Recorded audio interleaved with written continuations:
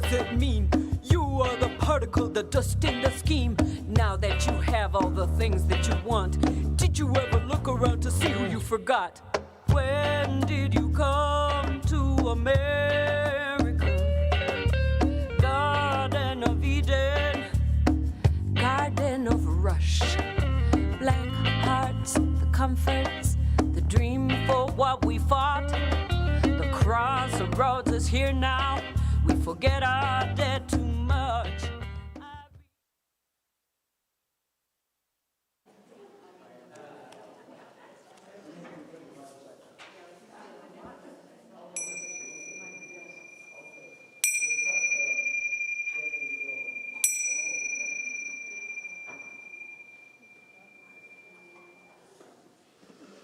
Good morning, everyone.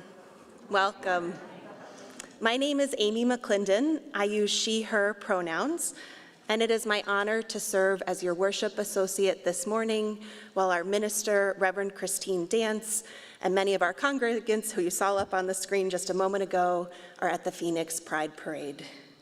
Welcome to the Unitarian Universalist Congregation of Phoenix.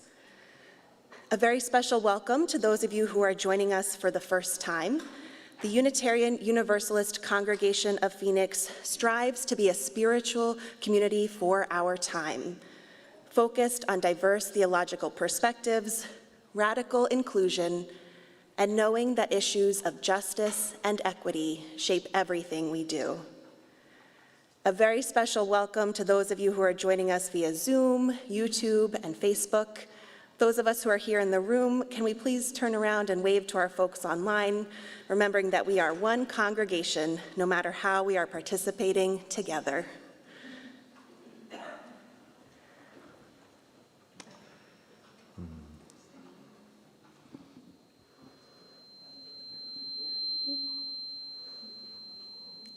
Our opening words are from queer Latinx poet Emmanuel Xavier.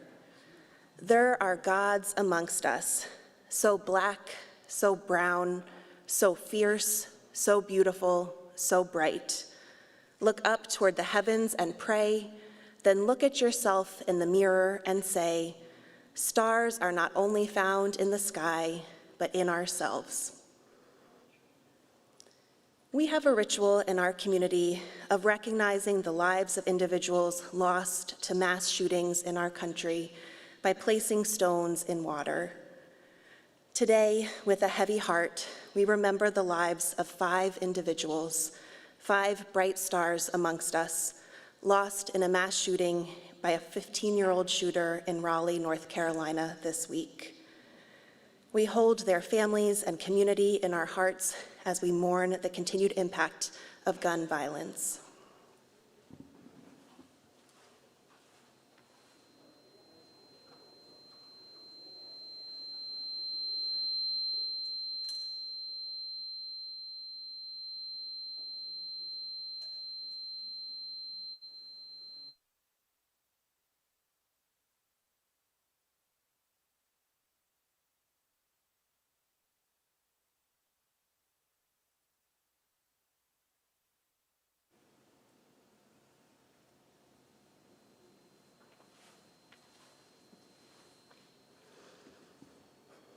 As we come together this morning, please join me as we recite our covenant and my friend John Reed lights our chalice. Love is the doctrine of this congregation. The quest for truth is our sacrament, and service is our prayer. To dwell together in peace, to seek knowledge in freedom, to share our strength in fellowship. Thus do we covenant. Now, before we go on with our service, we have a very special treat of being able to check in with our folks who are at Pride live, so let's go and check in with them now.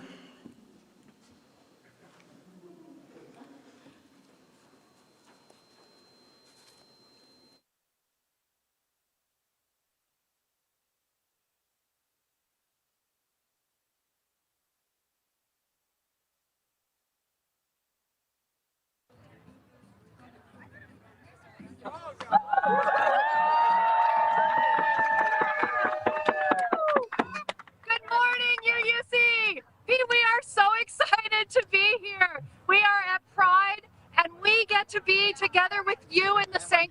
Mary as well. We are so thrilled to be here at Pride. It is really important that we as a religious community show up for our LGBTQ siblings. We are thrilled to be here. We hope you have a wonderful morning. We love you very much.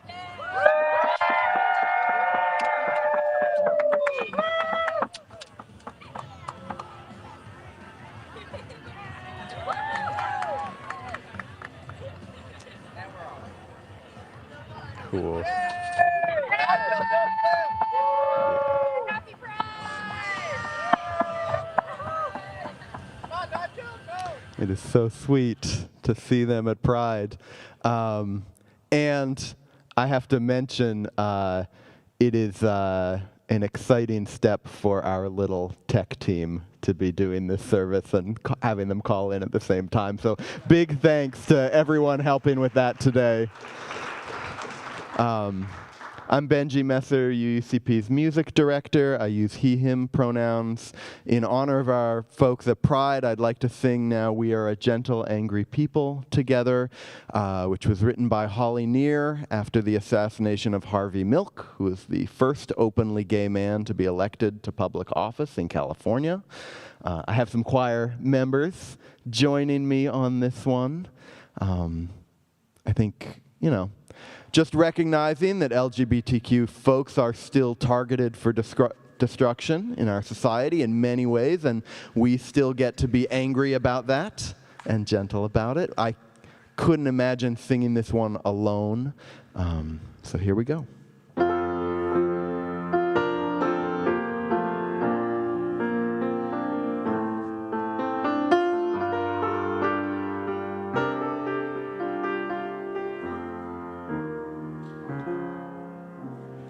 We are a gentle, angry people, and we are singing, singing for our lives.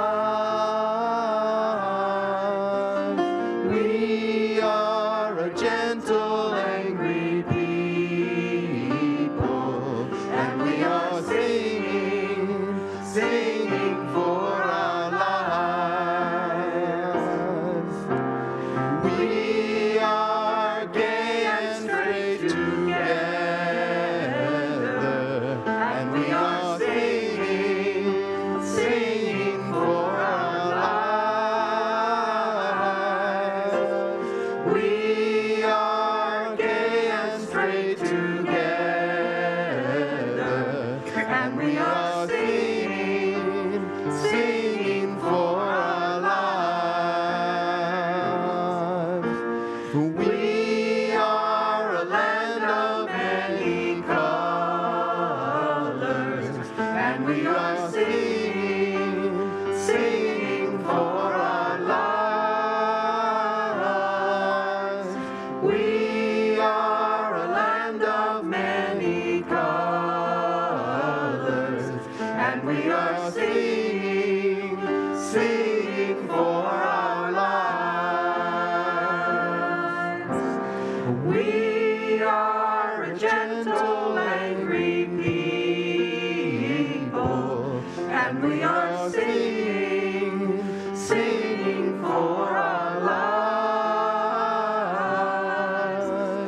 We are a gentle, angry people, and we are singing, singing for our lives. Those of you in the sanctuary with us, would you mind humming with us?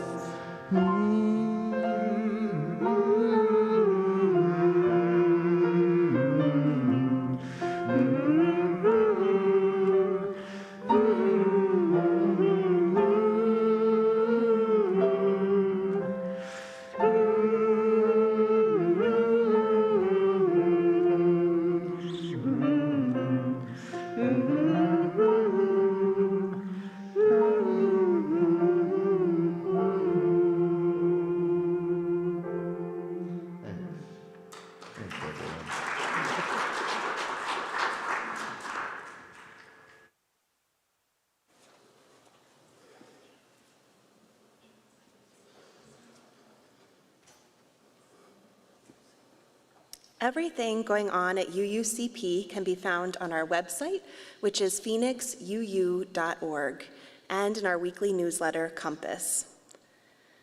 A couple announcements for this morning. First, ballots are long and can be confusing. I know I got mine in the mail this week, and it's always overwhelming to look at both sides of it. Our civic engagement team recommends the ballot guide from the Civic Engagement Beyond Voting team for an inside look at propositions, candidates, and judges. The guide is nonpartisan, but it's a values-conscious list of information and recommendations. A link to the guide is available on the civic engagement page of our website. And next week is Saturday, October 22nd, will be our Starting Point program from 9 to 1 p.m. This is a gathering for folks who are new to UUCP. You can share your background and learn more about the ways we engage with each other and with our wider community. For more information and to register, please see our website. Our offering each week is a Share the Plate, which means that we split all undesignated funds 50-50 with a different organization each month as a reflection of our values. For October 2022, can't believe we're halfway through, our Share the Plate partner is La Frontera Impact Suicide Prevention Center. La Frontera Impact Suicide Prevention Center has been providing services in Maricopa County since 1987. Offering a full continuum of services to children, adults, and families. Those services include counseling, psychiatry, crisis management, prevention, training, substance abuse, and support groups. Their mission statement is providing innovative solutions to complex problems. We work with community partners to build a safe, strong, and healthy Arizona. Would our welcomers please come forward? To donate to our offering, you can put a check or cash in the plate as it's passed around this morning. If you're in person or online, you can also text UUCP STP to 73256. You can donate through our website, or you can send in a check. Please remember, if you're paying your pledge, to indicate that on your check. For all that you give to our congregation and to our community partners, we are so very grateful.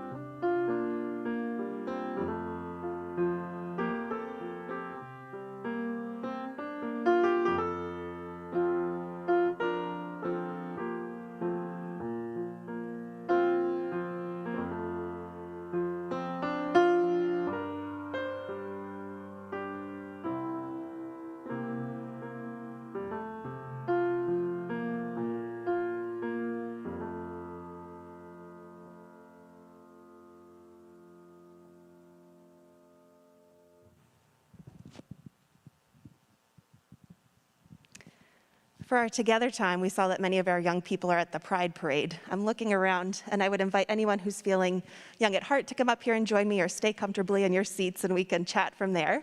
Last time I did this, I invited folks in blue to come up, so maybe this time someone suggested birthday months. So if you're born January through May, also feel free to come up here, and we'll go ahead and chat together.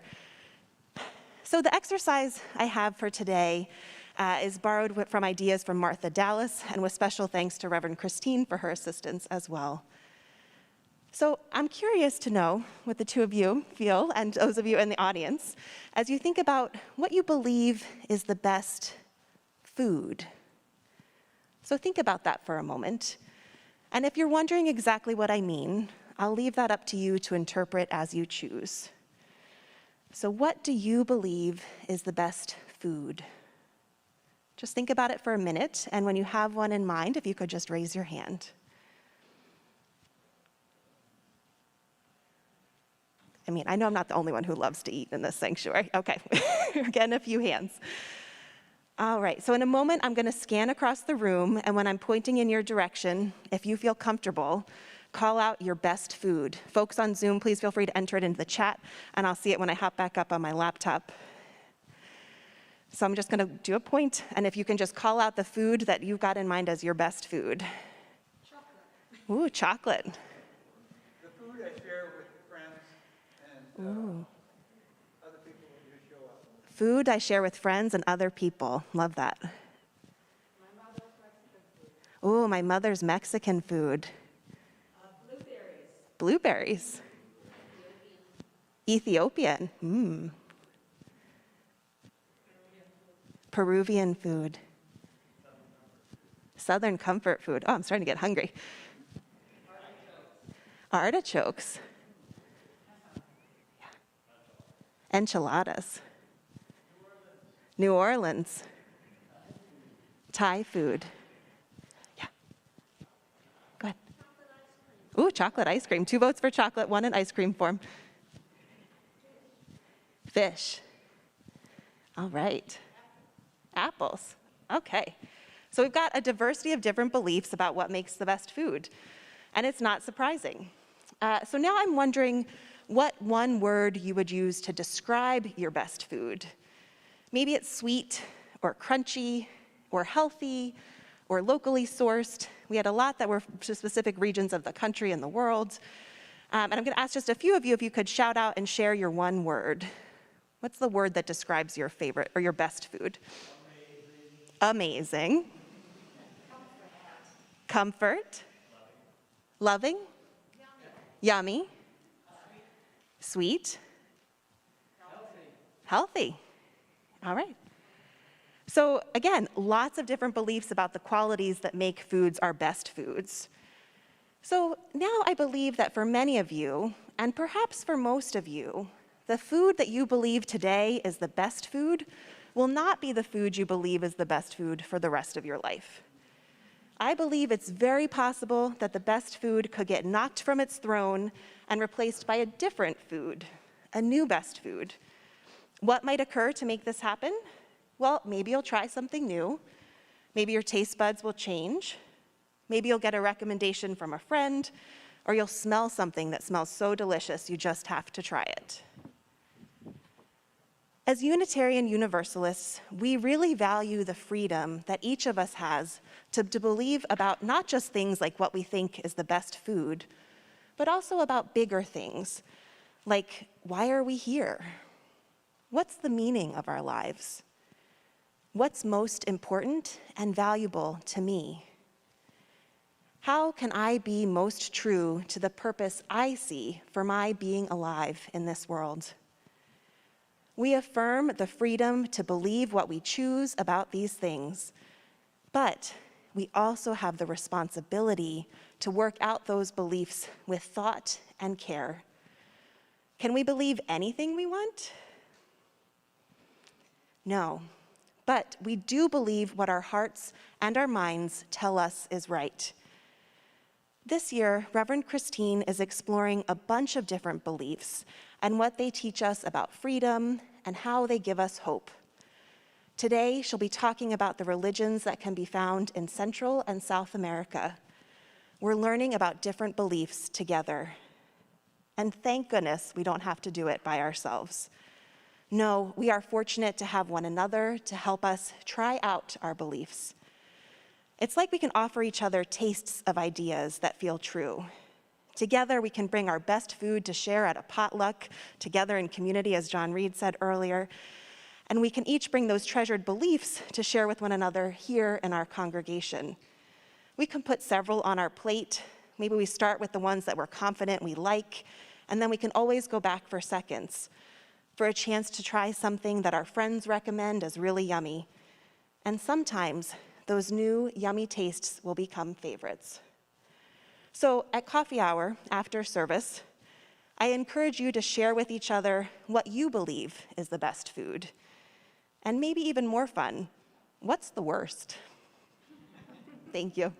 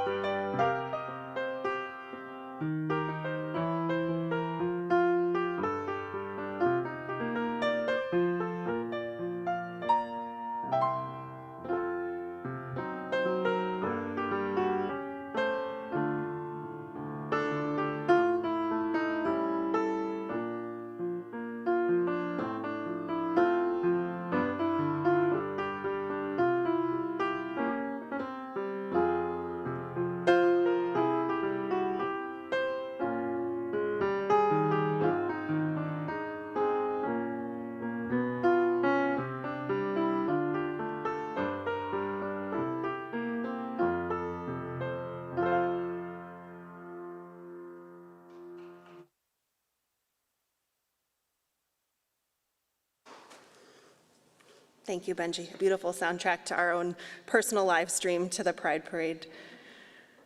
It is now the time when we share the joys and sorrows in our community. Being together, it is good to share, to support one another, and to connect.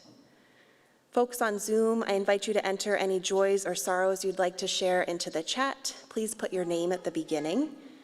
And for those of you who are here in person, we have cards at the back table. For next week, if there's something that you'd like to share, I do have one to share today as well. So I'll just invite everyone to take a deep breath while we create some space for the joys and sorrows of our community.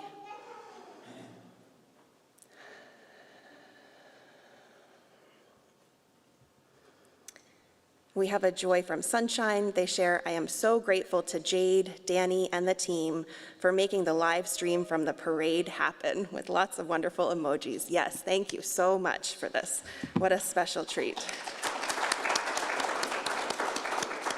I feel like I get to be 3 places at once. I'm here with all of you, I'm at the parade, and I'm also in everybody's homes who's watching, so thank you. Luella Thompson shares, so proud of those at the parade, and I wish I could be with you all.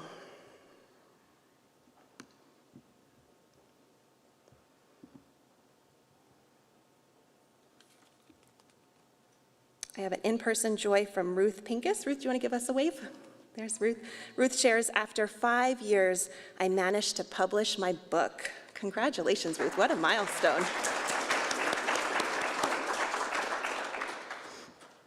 Terry Talbot is so thankful to all for their thoughts and prayers while in the hospital. I am well. Terry, we are so glad to hear that.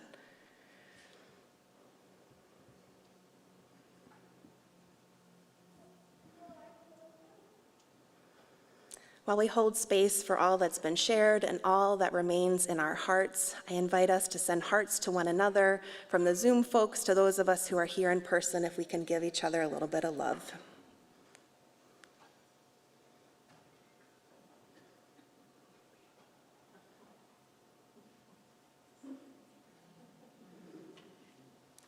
Oh, beautiful. Oh, I love the borders we've got going on Zoom this morning, too. A rainbow border. Wonderful. Thank you.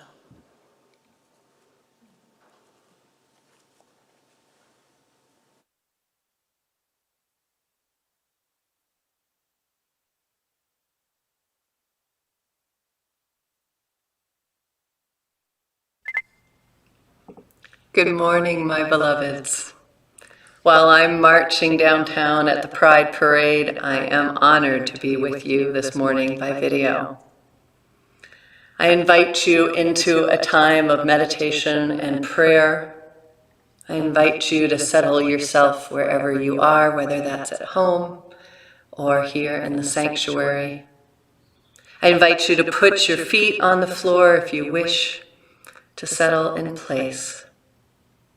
Take a few deep breaths. Join me in this prayer. God of our understanding, Spirit of life, Spirit of love, that which has no name and 1,000 names. As we consider the messages today of hope and liberation of South American, Central American, and Latin American lands, and the Latinx people who live there and in our own communities.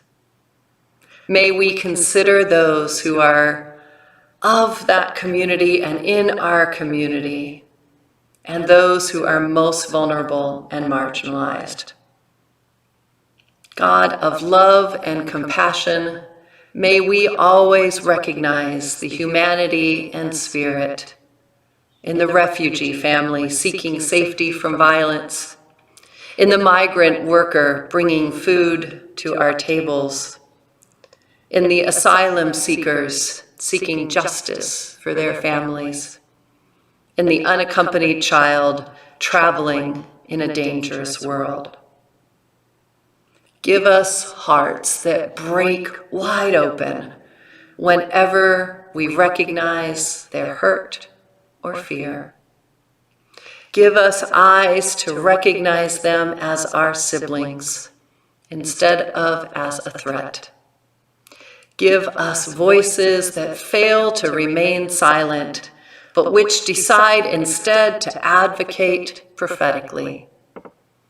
Give us hands that reach out in welcome, but also in our deeds, for a world of justice, creating that until all homelands are safe and secure is the work of our lifetimes.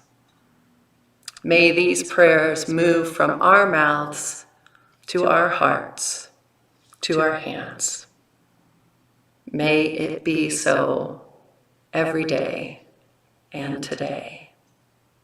Join me in a moment of silence.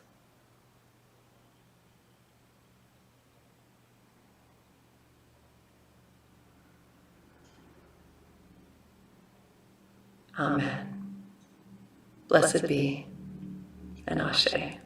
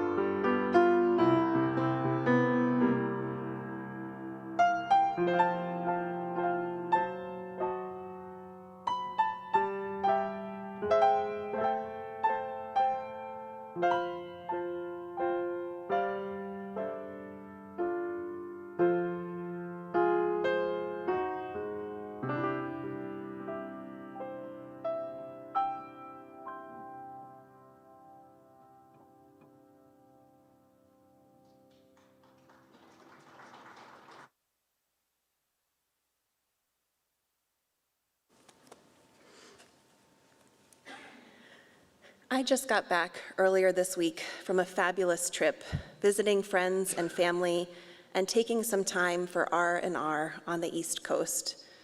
My time there was filled with great joy and lots of tight hugs. One of the friends I visited and I have a tradition of setting 5-year goals together, and we spent time mapping out our dreams for the upcoming years with the reassurance that we'll be supporting each other every step of the way. She's studying to become a school psychologist and is going to be such a gift to her students. Another friend I visited is several years into her practice as a primary care doctor in an underserved community in Boston. She's caring for an astronomically high patient load while also supporting the professional development of future physicians. I even spent some time alone at a yoga and meditation retreat, refilling my inner reserve of peace and my sense of connection to something larger than myself. As Reverend Christine continues her sermon series, exploring hope and collective liberation through different world religions, it felt fitting that I walked past a sign in the Philadelphia airport on my way home that said, "Fear is contagious. So is hope." I will say I tried really hard not to catch COVID on this trip, and so far I think I was fairly successful. But thankfully I did catch hope. I had a front row seat to the people in my life working within their spheres of influence to make our worlds a better place. We're each dreaming for the future and taking action in the present in our own ways. I felt especially hopeful after playing with my friends' 4-year-old twins. Their imaginations will dream up solutions I can't even begin to think of in a world that so desperately needs their light. Now let's check back in with our folks at Pride.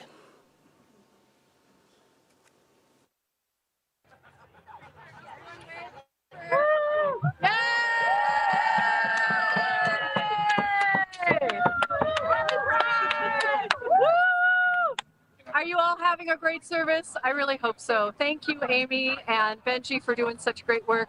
Now, you all might be wondering if there's a connection between the liberation that you all are talking about and the liberation of why we are here at Pride.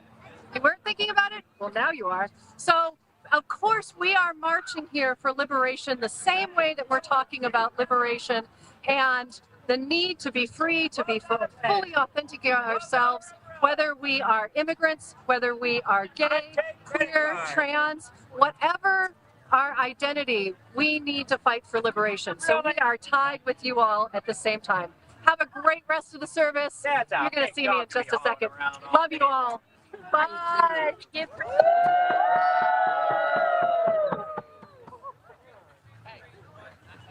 Have you ever felt like you were in two places? Yep, that's me today. Maybe this is a way to clone myself. That would be really awesome.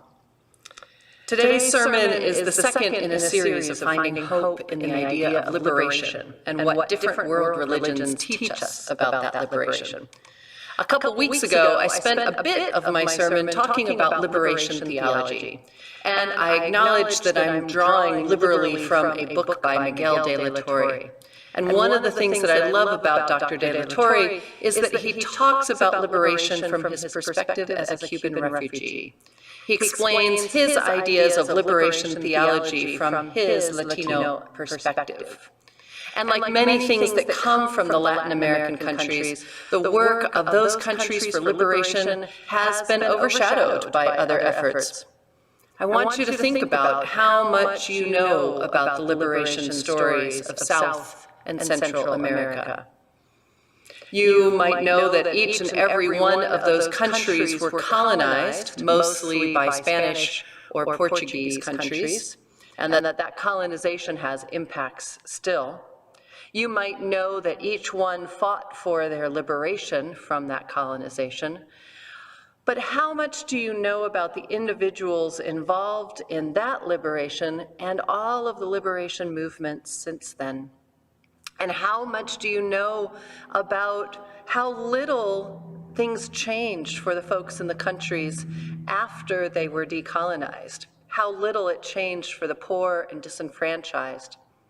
And how much do you know about the actual fight of liberation by those folks that has happened mostly in the last 50 years? This is one of the reasons why I picked the Latin American religious context for liberation to talk about today. I hope we will leave with an appreciation of how our thought about freedom and the hope that it gives comes from our Latino and Latina siblings. And furthermore, I hope that it will inspire us to think about the struggles for freedom that so many of them have and how that influences our modern day beliefs about immigrants, migrants, refugees, and asylum seekers. First of all, we need to acknowledge that the Central, South American, and Caribbean countries were colonized by Catholics who saw manifest destiny as a part of their faith. They took over these countries, and their role, as they understood it from God, was to convert as many people to Christianity as possible. And that same religion also sees God being seen as the least of these. And it's the same religion that fueled their liberation in modern times. In the early 1800s, the rise of Latin American nationalism was fueled in part by Napoleon's occupation in Spain. The poor and dispossessed fought for their country's freedom, although after the fog of war cleared, they found that their situations had changed very little. Indeed, the leaders of the emerging nations sought to maintain the same control over the church that Spain previously did. And they had the same sense of stratification of their societies, leaving the wealthy with the power and the poor being disenfranchised. Liberation theology in Latin America changed in the mid-1960s as a theological response to the crisis of poverty and political oppression happening during that period. It was exacerbated by the neo-colonial industrialization that widened the gap between the rich and the poor, increasing inflation, population growth, and created staggering national debt. Rosemary Radford Ruther ties the colonization of the 16th century to the issues of the 20th century. She explains that the original colonization, quote, with the gold mines, the slave trades, and the exchange of commodities such as sugar, began a history continuing in stages to the present and created patterns of exploitation and dependency. To put it succinctly, she says, Latin America is poor because it was and is so rich.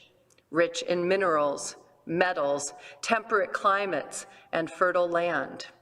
Its wealth has been extracted through the labor of slaves and low-paid worker by colonizing powers that used this wealth to finance the industrialization of Europe and North America, leaving Central and Latin America and the Caribbean stripped and depleted, end quote. In the 1960s, the people started rising up against that power. In my first sermon, I spoke about the work of Gustavo Gutierrez of Peru, who first shaped the idea that the Catholic faith was grounded in the liberation of its people. Another big step forward happened in 1968 with a conference of Latin American Catholic bishops in Medellin, Colombia. The document that emerged from that committed the church to the cause of the poor, condemned the international imperialism of money. It named violence as the institutionalized violence of poverty and state repression, and it pledged the help of the church to build a new economic order freed from dependency. Now, these themes gave legitimacy to the liberation perspective through the blessings of that Latin American religious hierarchy. Now, let's set the stage for this.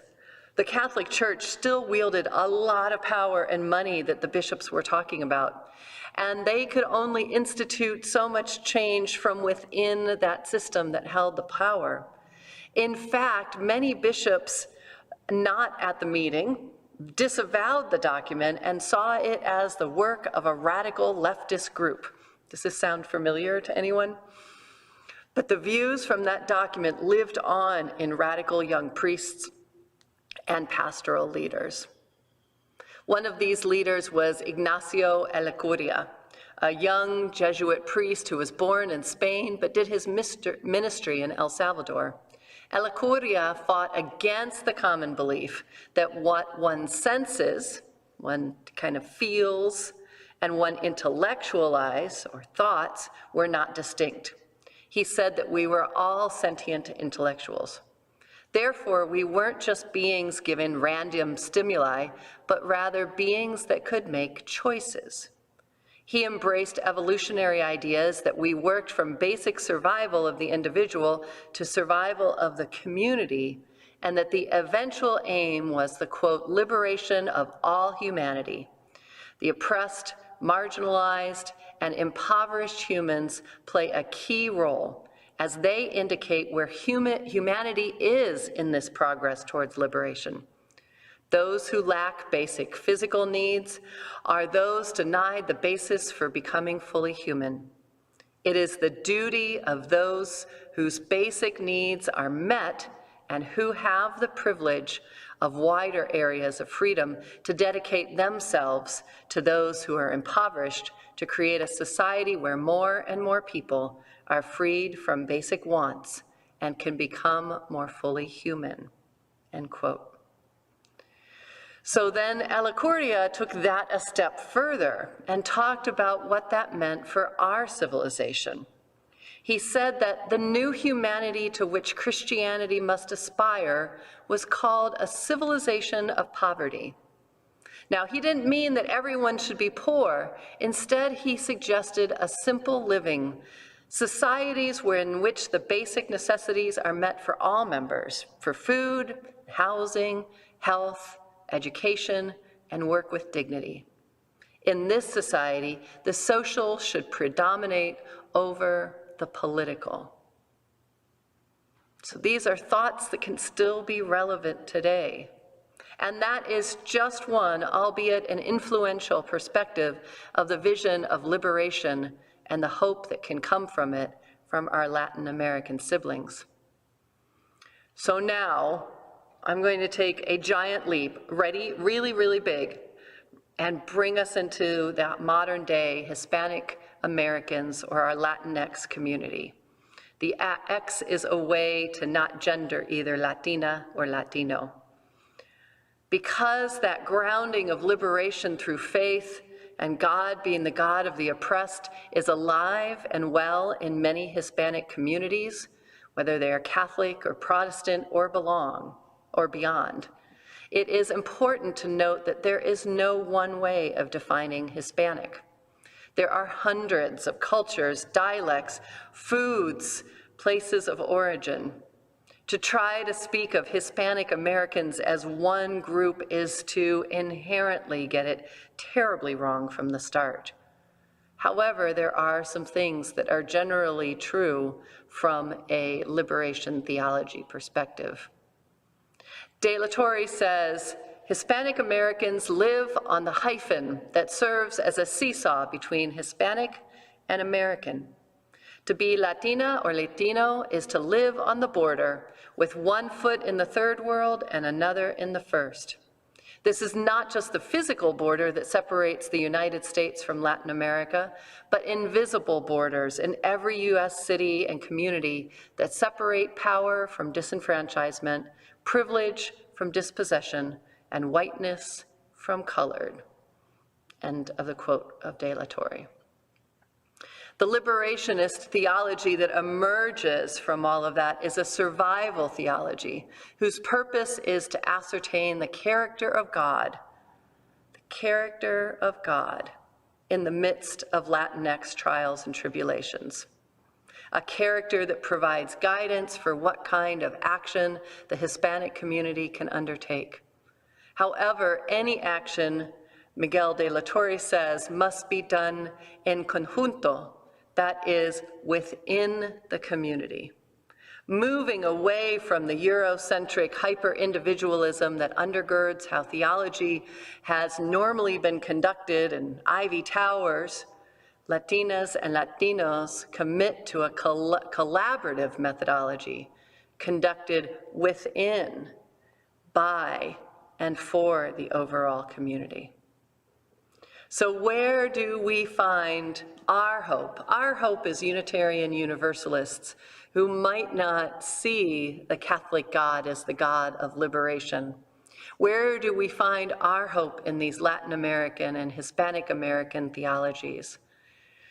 Well, we look broadly, as we do for all liberation theologies. We look to a power, you can call it God if you wish, or any of the other words you use, but a presence that centers and lives with the oppressed. Like Alacordia, we embrace the idea that we have choice, and that our choice should be able to be making sure that those without means get the means to be more fully human, and that we create a society where everyone has the basic necessities, even if that means that some may need to turn to more simple living. We see the divine in those who are living in the hyphen here in the US, understanding the power of community in resistance. We can learn from the Latinx community's focus on the collective within families and larger communities. We can see how that can create opportunities to promote mutual aid, seeing where there are more resources, and where they can be shared with those who have fewer resources. We can prioritize the community over the individual and look to equalize the power and the access to basic human rights. We can extend those ideals to those in the Latinx community who are seen by our government as less than human, and hold a faith-based mirror up to them, standing up for their rights and knowing that we are all connected.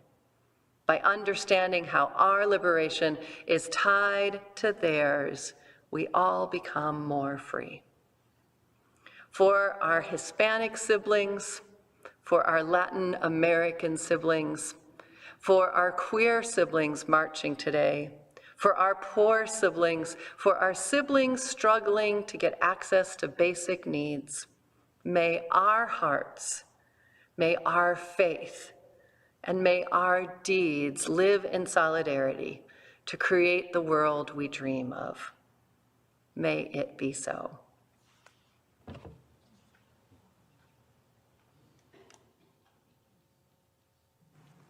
All right, that worked pretty well. You know, my good friend Ali grew up in Venezuela, and I told him our service today was about liberation theology, and he said, "Oh yeah, they told me when I was growing up in the church to stay away from those people. Those people are all about the poor. Don't get involved with those people." So anyway, it's been a treat to get to dig into. I didn't announce the music earlier. After Together Time, I played a Brazilian choro by this. Have you ever felt like you were in two places? No. 2 times at once. Time traveling. Yeah, hey, Danny. Choro by Pixinguinha, who was a great flautist and composer in Brazil, kind of brought up choro. It's called Vu Vivendo. And after the meditation, I played the traditional song, Spanish song, De Colores. And we're going to end now with Que no caiga la fe, May Faith Not Fall. And I don't know the origin and background of this song, only that I found it in a lot of Spanish language hymnals and that it's been used in social justice movements around the world. We will display the lyrics for those who don't speak Spanish, both in Spanish and in English. And I'm inviting the few members of my choir who are still here to sing this with me.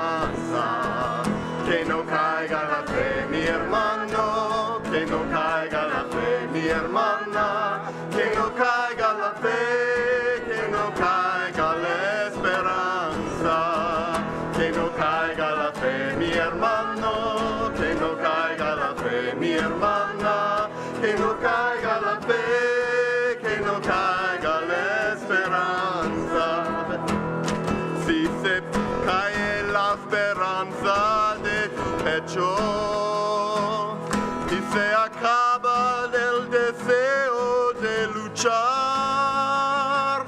No te olvides del rostro de tu pueblo y confía que el Señor te sostendrá.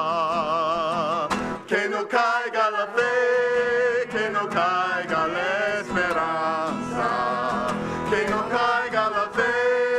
Que no caiga la esperanza, que no caiga la fe, mi hermano, que no caiga la fe, mi hermana, que no caiga la fe, que no caiga la esperanza, que no caiga la fe, mi hermano, que no caiga la fe, mi hermana, que no caiga la fe, que no caiga la esperanza.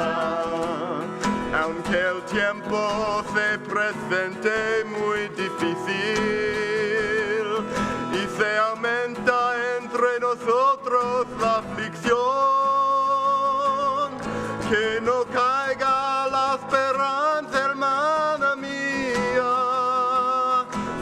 apague la luz del reino de Dios. Que no caiga la fe, que no caiga la esperanza, que no caiga la fe, que no caiga la esperanza, que no caiga la fe, mi hermano, que no caiga la fe, mi hermana, que no caiga la fe, que no caiga la esperanza, que no caiga la fe, mi hermano, que no caiga la fe, mi hermana, que no caiga la fe, que no caiga la esperanza.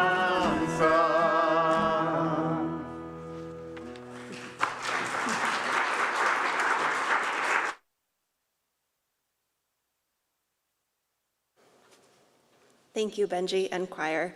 And I want to give a special shout out again. We've mentioned them several times. We couldn't do this without our tech team. So in the sanctuary, we've got Danny and Smoot. Thank you so, so much.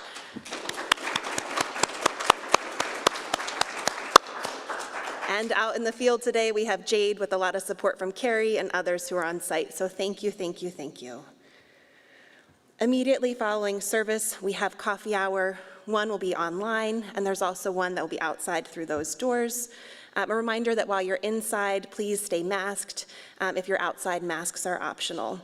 Our children have activities set up on the patio as part of coffee hour as well. May we embrace the liberation that our Latinx and Hispanic siblings are fighting for. May we join in their journey, knowing that our humanity is tied together in community with theirs. And may we understand the history that brought us here, paired with the dedication to create a better tomorrow. Go in peace, go in love, go in hope and liberation.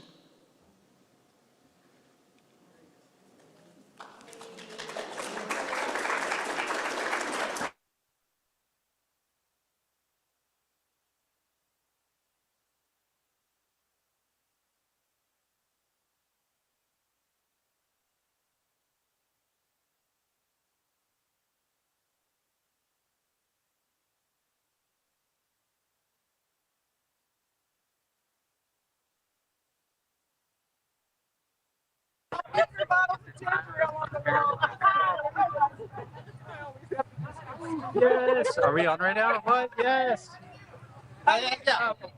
The phone locked up. Get it as I shout. What?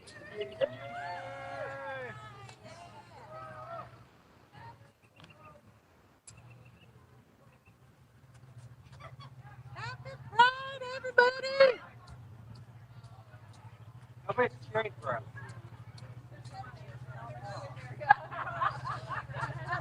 Boring fans are further down the road.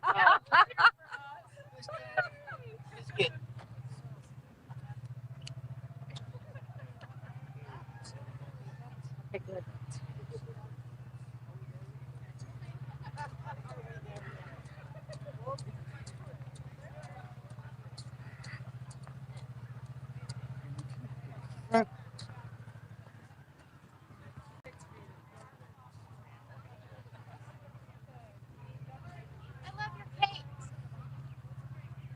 Yeah. Thank you. You're welcome.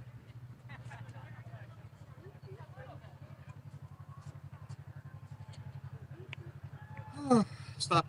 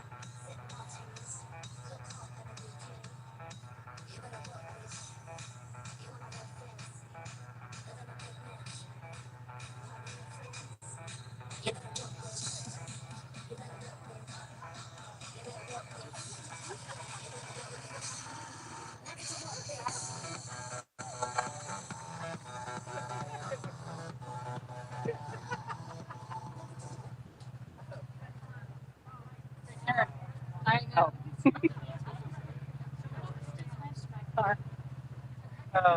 It's fine. My car's right. No other, you don't know any other people. Yeah, like Dayton. We were like equidistant from between Dayton and Indianapolis. Yeah. Mike Pence is our congressman. That's good. Nice, right?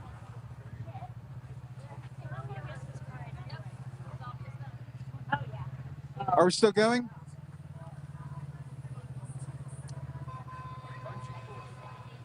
Hey, see if we're still going. Donna with the break down the phone. All right, that looks like.